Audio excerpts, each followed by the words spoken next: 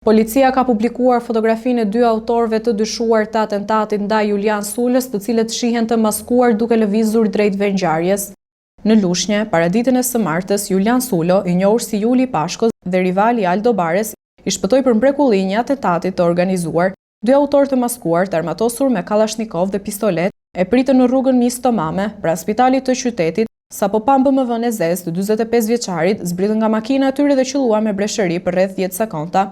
6 plumba goditën automjetin, ndërsa vetëm një e preku Sulën në këmbë. Ai arriti të shpëtojë duke shtuar shpejtësinë e makinës. Autorët u larguan menjëherë dhe dogjë makinën dhe armët në fshatin Lifaj. Ndërkohë, Sulo fillimisht shkoi në lokalin e tij në Karbunar, më pas në shtëpi dhe vetëm më vonë u paraqit në spital për të mjekuar plagën.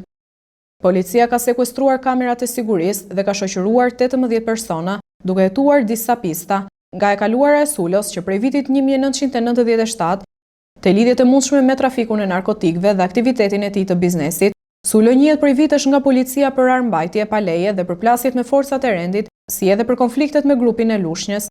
Ai ka qenë dyshuar për atentatin ndaj nipit të Aldo Bares në vitin 2017, e njohur si masakra e Lushnjës, ku 2 persona u vranë dhe 2 të tjerë u plagosën, ngjarje për të cilën 2 të tjerët janë dënuar me burgim të përjetshëm.